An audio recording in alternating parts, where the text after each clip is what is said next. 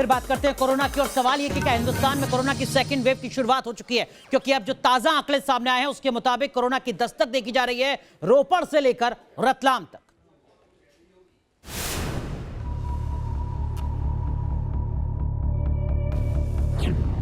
Corona रूपी सुरसा एक बार फिर जिंदगी को लीलने के लिए बेताब है। पल पल शहर शहर गांव कस्बों में कोरोना का खतरा बढ़ता जा रहा है। कोरोना की सेकंड वेव को लेकर खौफनाक सवाल मुंह बाए खड़े हैं। क्या कोरोना का सेकंड वेव ज्यादा खतरनाक होगा? क्या यूरोप की तरह कोरोना के सेकंड वेव में हिंदुस्तान में ज्यादा मौत होंगी? क्या इस बार कोरोना गांव में तबाही मचाएगा? क्या फिर लॉकडाउन लगने वाला है? क्या सड़कें और बाजार एक बार फिर सुनसान होने वाले हैं? पश्चिम से लेकर उत्तर भारत तक कोरोना का कहर देखने को मिल रहा है। सबसे बड़ी चिंता गांव और कस्बों में बढ़ते आंकड़ों को लेकर है। इस बार कोरोना का अटैक गांव और कस्बों में हुआ है।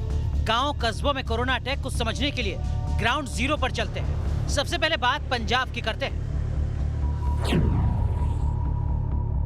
पंजाब में कोरोना के कहर को लेकर सबसे ज्यादा चिंता मृत्यु दर को लेकर है। गांव कस्बों में कोरोना की आहट चिंता पैदा कर रही है।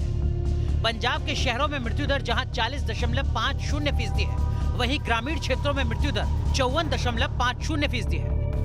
पंजाब के हालात को समझने के लिए न्यूज नेशन ग्राउंड जीरो पर मौजूद है। कोरोना क्यों फैल रहा है, इसके लिए हमने लोगों से बात की। यहाँ हमारे पिंड में कोई ऐसी बीमारी आई नहीं जी, इसलिए हम मास्क नहीं लगाते। यहाँ पब्लिक इकट्ठी तो नहीं होती हैगी, बाकी इस इलाके में कोरोना बिल्कुल नहीं तक आया। सर हम सोशल डिस्टेंसिंग में खड़े हैं ना। कोई डर नहीं है, दवाई चल रही है, मोदी जी ने दवाई निकाल रखी है।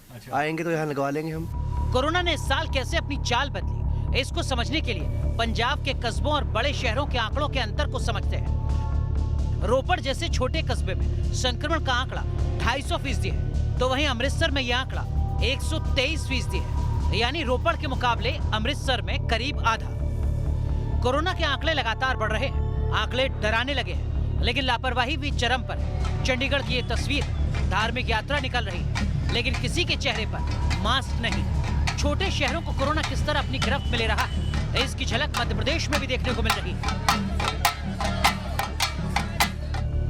1 मार्च से 5 मार्च के बीच मध्य प्रदेश के जिस शहर के आंकड़े चिंता का सबब बने हुए हैं, वो है रतलाम। रतलाम में संक्रमण की रफ्तार 500% है। पिछले एक हफ्ते में रतलाम में जो संक्रमण मिला है, कम से कम 120 केसेस अबाव केसेस अभी हमको देखने को मिल गए हैं। कोविड गाइडलाइन के जो नियम हैं उसको पब्लिक प्रॉपर तरीके से फॉलो नहीं कर पा रही है। ग्वालियर में भी कोरोना संक्रमण की रफ्तार रिकॉर्ड तोड़ रही है। यहाँ कोरोना संक्रमण की रफ्तार 360% है। इस बार मध्य प्रदेश में कोरोना ने छोटे शहरों पर ज्यादा प्रहार किया है। ये आंकड़ों से साफ हो रहा है। कोरोना की रफ्तार इंदौर या भोपाल के मुकाबले छोटे शहर रतलाम में 500%, ग्वालियर में 360%, खरगोन में 250% है। वहीं मध्य प्रदेश के बड़े शहरों की बात करें तो भोपाल में 103%, इंदौर में केवल 74%, जबकि जबलपुर में 179% है। बड़े और छोटे शहरों के अंतर का ट्रेंड कोरोना के सबसे ज्यादा प्रभावित महाराष्ट्र में भी नजर आ रहा है। आंकड़ों के जरिए इस ट्रेंड को समझने से पहले नजर डालते हैं कैसे देश की आर्थिक राजधानी मुंबई में लापरवाही बढ़ती जा रही है।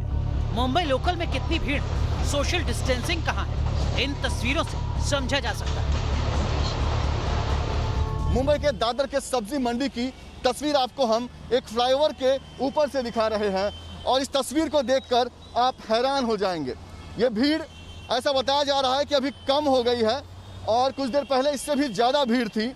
देखिए तस्वीर, आपको ना तो यहाँ पर सोशल डिस्टेंसिंग का पालन करते लोग दिखाई देंगे, ना ही लोगों के चेहरे पर आपको मास्क दिखाई देगा। मध्य प्रदेश और पंजाब की तरह महाराष्ट्र में भी इस बार कोरोना बड़े शहरों के मुकाबले छोटे शहरों पर कहर बरपा रहा है।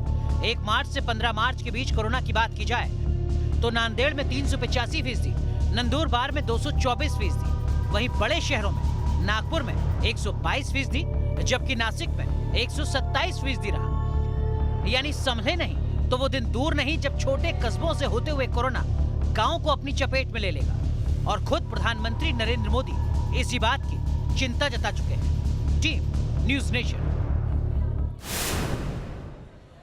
तो देश के इन छोटे शहरों में बीते 1 साल में हालात किस तरीके से बदले हैं, आंकड़ों के जरिए हम आपको जरा बताते हैं। 17 मार्च 2020 के मुकाबले 17 मार्च 2021, देखिए शहर शहर, रोपड़ में 17 मार्च 2020 को एक भी आंकड़ा नहीं था, 17 मार्च 2021 को 113 मामले, रतलाम में शून्य था 17 मार्च 2020 का आंकड़ा, लेकिन 29 मामले सिर्फ एक दिन में नजर आए हैं और यहां पर 500% का स्ट्राइक रेट है। ग्वालियर में भी एक भी मामला नहीं था 17 मार्च को, लेकिन अब 29 मामले। एक साल में स्थितियां बहुत बदल रही हैं। ग्वालियर में भी बहुत ज्यादा तेजी से आंकड़े बढ़ते जा रहे हैं। कुछ ऐसी स्थिति नांदेड़ की है, महाराष्ट्र की, मेहसाणा की स्थिति गुजरात की भी कुछ ऐसी ही नजर आ रही है, जहां पर बहुत तेज रफ्तार के साथ आंकड़े बढ़ते हुए नजर आ रहे हैं। तो ये अपेक्षाकृत छोटे शहर हैं जो इस वक्त डरा रहे हैं कोरोना के मोर्चे पर, लेकिन दिल्ली से लेकर मुंबई तक किस तरीके से हालात बिगड़ते जा रहे हैं, उनको काबू करने की तमाम कोशिशें की जा रही हैं, ये भी आपको दिखाते हैं।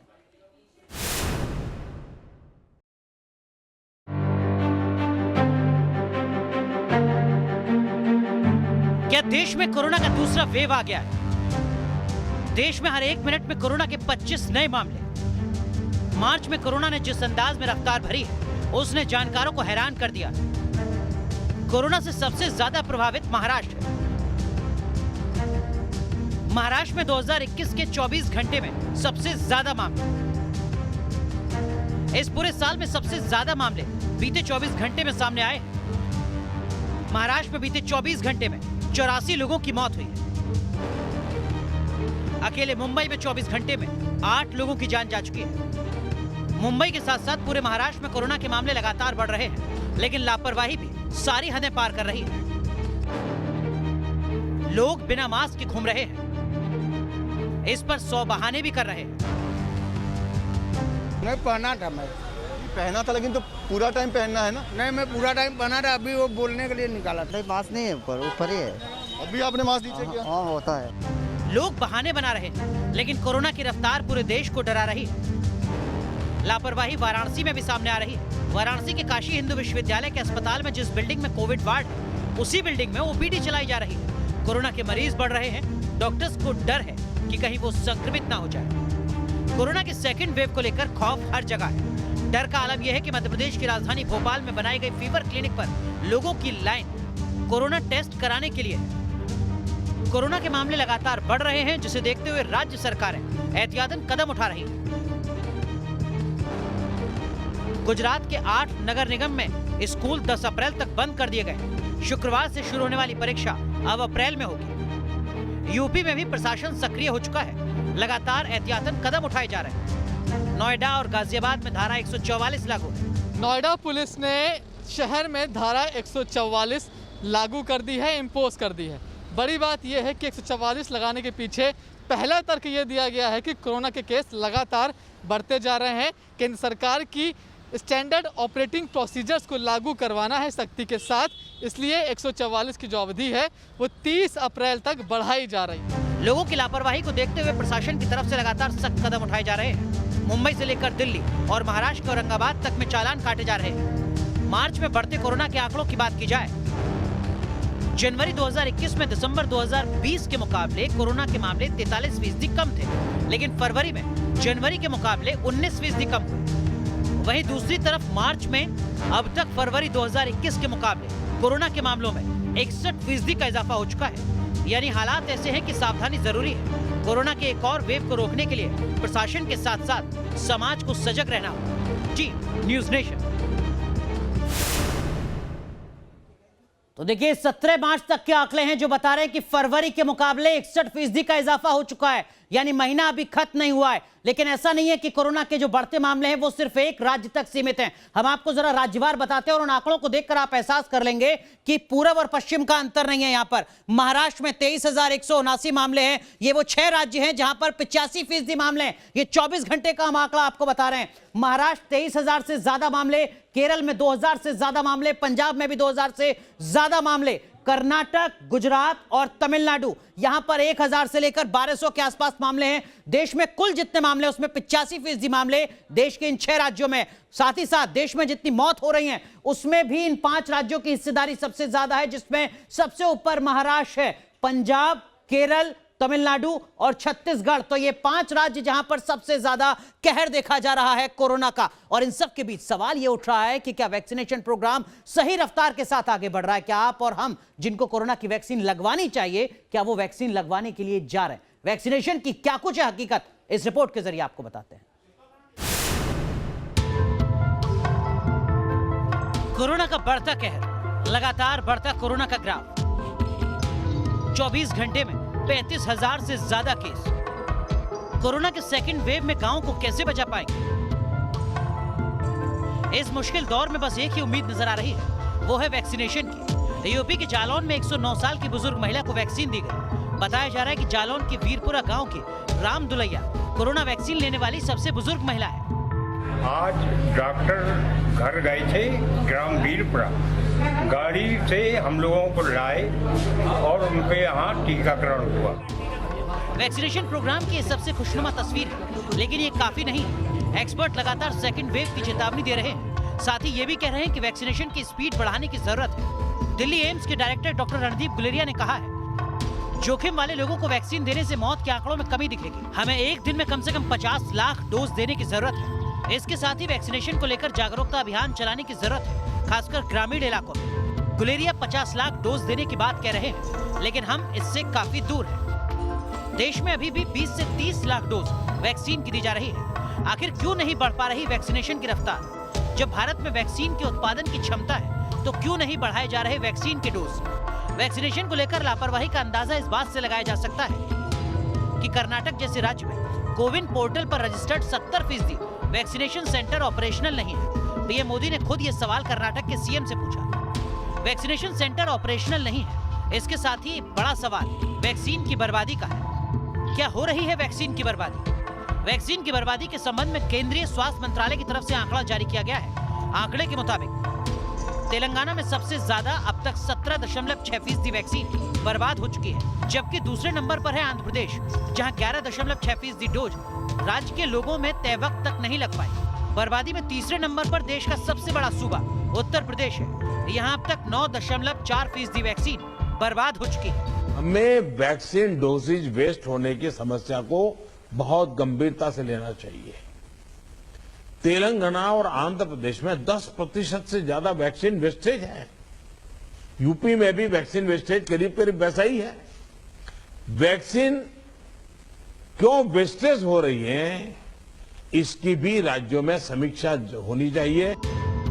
कोरोना की रफ्तार को देखकर अब हर सरकार सक्रिय हो चुकी है। दिल्ली की केजरीवाल सरकार ने हर रोज 1.25 लाख वैक्सीनेशन का टारगेट रखा है। दिल्ली में अभी रोजाना 30 से 40 हजार लोगों को वैक्सीन लगाई जा रही है। लेकिन बड़ा सवाल वैक्सीन को लेकर लोगों में जागरूकता का है। Team news nation. तो देखिए, कोरोना से बचाव आखिर क्यों जरूरी है? क्यों वक्त रहते वैक्सीनेशन करवाना जरूरी है? सोशल डिस्टेंसिंग जरूरी है, क्योंकि अब कहा जा रहा है कि हिंदुस्तान में कहीं ये सेकंड वेव तो नहीं है कोरोना की। सेकंड वेव पहली वेव के मुकाबले कितनी खतरनाक रही है दुनिया भर में, ये भी हम जरा आपको आंकड़ों के जरिए बता देते हैं। देखिए जरा, ये 46 देशों का आंकड़ा है। पहली वेव जब नजर आ रही थी उन देशों में, तो मार्च से लेकर मई 2020 की स्थिति हम आपको बता रहे हैं, जहां पर 2,20,000 मौत हुई थी। ये पहली वेव थी। लेकिन इन्हीं 46 देशों में जब दूसरी वेव सामने आई अक्टूबर और दिसंबर के बीच में, तो यह आंकड़ा लगभग 3 गुना बढ़ चुका था। 6,20,000 लोगों की जान जा चुकी थी पहली वेव के मुकाबले। दूसरी वेव में 3 गुना ज्यादा लोगों की जानें गई हैं। बात देश की राजधानी दिल्ली की, जहां हिंदू नाबालिग लड़की को मुस्लिम बनाकर उसका निकाह करवाने की साजिश का पर्दाफाश हुआ है।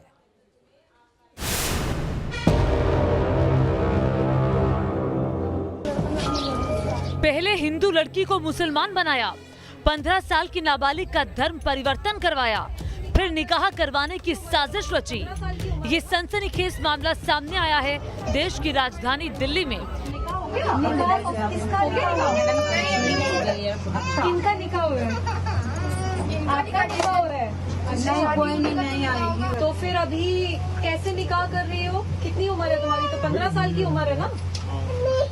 हाँ, बच्चे को बाहर ले जाओ। 15 साल की उम्र में कैसे निकाह कर रहे हो? बच्चों को बाहर काजी का है, निकाह नहीं हुआ अभी? नहीं, पर निकाह हम दिल्ली महिला आयोग से। जब दिल्ली महिला आयोग की अध्यक्ष स्वाति मालीवाल ने दिल्ली पुलिस के साथ मिलकर जहांगीरपुरी इलाके में छापा मारा, तो वहां 15 साल की नाबालिग का निकाह करवाया जा रहा था। कितनी उम्र है बच्ची की? 16 है या 17 है? 16-17 ऐसे। किस सन में पैदा हुई थी? ये 2005 की बच्ची है ना, तो 15 साल की है इसका मतलब। 15 से 16 में लगी है। लड़की का बर्थ ईयर 2005 है और जिस वक्त निकाह हो रहा था उस समय लड़की के परिवार वाले भी वहां मौजूद थे। जहांगीरपुरी में नाबालिग लड़की का धर्म परिवर्तन कराकर निकाह कराने के मामले में जहांगीरपुरी पुलिस इन्वेस्टिगेशन कर रही है। इस समय लड़की यहां पर थाने में मौजूद है, जिसको मेडिकल जांच और CWC यानी कि चाइल्ड वेलफेयर कमेटी के सामने पेश करने ले जाया जाएगा, जिसके बाद उसे नारी निकेतन भेजा जा सकता है।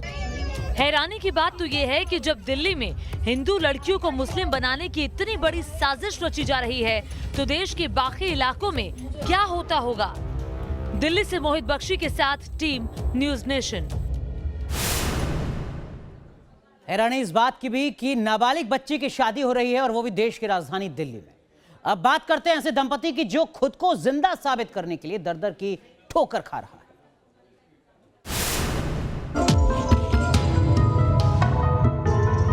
हम जिंदा हैं, हम मरे नहीं हैं, हम चल फिर सकते हैं। ने बताई कि आप तो मरी गया, तो मैं इनको जिंदोत खड़ियो तो का। ये गुहार है उस बुजुर्ग दंपत्ति की जिन्हें सरकारी कागजों में मरा घोषित कर दिया गया है। अब ये एक दफ्तर से दूसरे दफ्तर के चक्कर काटकर ये साबित करने में लगे हैं कि ये जिंदा हैं और अपने पैरों पर खड़े हैं। लेकिन सरकारी अमला है कि देखकर भी मानने को तैयार नहीं। ऐसे में ये बुजुर्ग दंपत्ति करें तो करें क्या। 4 महीना पेंशन नहीं मिली तो मैंने कि रुक गई होगा कोई कारण से। मैंने की यार हमारी पेंशन क्यों रुक गई, तो उनने देख के उनने बताई कि आप तो मरी गया। 2 पति पत्नी 15 नवंबर पे मर गया 2। तो मैंने जिंदोत खड़ियो तो कब या मुझे जानू। ये अनोखा मामला है मध्य प्रदेश के राजगढ़ जिले का, जहां पिछले साल एक बुजुर्ग दंपत्ति की पेंशन अचानक से बंद कर दी गई। जब बुजुर्ग ने ये जानने की कोशिश की तो पता लगा कि ऐसा उनकी मौत की वजह से हुआ है। हालांकि एसडीएम ने आश्वासन दिया है कि जल्द ही इस मामले का निपटारा किया जाएगा। कल तक हम इसका कुछ निराकरण कर लेंगे और फिर हम उसके हिसाब से देखते हैं कि ऐसा क्यों हुआ, और अगर किसी ने गलती से किया है तो उस पर कार्रवाई भी सुनिश्चित की जाएगी। सरकारी ऑफिसों में किस तरह से लापरवाही बरती जाती है, ये मामला उसका जीता जागता उदाहरण है। Team news nation. अब बात एक ऐसे शख्स की जिसने लावारिस लाशों के अंतिम संस्कार का बीड़ा उठाया हुआ है। खबर अच्छी है। कहते हैं परोपकार से बड़ा कोई सुख नहीं होता, और ये बात अच्छी तरह से लागू होती है पटना के रहने वाले विजय पर, जिन्होंने एक ऐसा बीड़ा उठाया है जिसकी जितनी सराहना की जाए उतनी कम है। विजय करीब 35 सालों से लावारिस लाशों का अंतिम संस्कार कर रहे हैं और अच्छे कामों में ईश्वर मदद करते हैं। हर इंसान को हम आग्रह करना चाहेंगे कि जो बन सके अपने ओर से, बहुत कुछ तो नहीं हल कर सकते हैं, थोड़ा ही बहुत जो बन सके वो पहल करें और उसका रिजल्ट एक दिन अच्छा आएगा। विजय को कहीं से भी लावारिस लाश की सूचना मिलती है, वो पूरे विधि विधान से उसका अंतिम संस्कार करते हैं। एक दिन आए हम PMCH 1985 में, हमने देखा कि एक डेड बॉडी पड़ा हुआ करीब 3-4-5 घंटा। तो हमने पूछा ये क्या है, तो कहे लावारिस। तो उस वक्त हम लावारिस का डिफिनेशन परिभाषा तक नहीं जानते थे कि क्या होता है लावारिस। तो एक बड़ी अधिकारी से पूछे कि लावारिस के माने क्या हुआ, तो कैसे इसका कोई नहीं है, तो हम इसका कैसे दाह संस्कार होगा, तो कहें कि 72 घंटा के बाद होगा। हम कि 72 घंटा कब होगा, तब परसों होगा 10 से 11 बजे। फिर हम पुनः 10 से 11 बजे 3 दिन के बाद आए तो देखे कि वहाँ पर डेड बॉडी नहीं है। विजय का अभियान यही नहीं रुका, वो PMCH हॉस्पिटल में मरीजों का इलाज कराने आए रिश्तेदारों को सिर्फ 15 रुपए में खाना मुहैया कराते हैं। अब विजय ने प्रदेश सरकार से मांग की है कि उन्हें केवल जगह दे दी जाए, वो प्रदेश के गरीब लोगों को भी 15 रुपए में ही खाना खिलाने को तैयार है। हम जहाँ PMCH में मौजूद हैं, यहाँ पर विजय कुमार जिस तरीके से लोगों का पेट भरते हैं, इनके लिए भोजन की व्यवस्था कराते हैं, ये अपने आप में अद्भुत प्रयास है। ये प्रयास सराहनीय है क्योंकि ये लोगों का पेट ही नहीं भरते, उन लवारिसों के वारिस भी बनते हैं जिनका अपना कोई नहीं, उन्हें उनका अंतिम संस्कार कर उन्हें मोक्ष के द्वार तक पहुंचाते हैं। वीडियो जर्नलिस्ट सत्येंद्र के साथ रजनीश सिन्हा, न्यूज़ नेशन, पटना।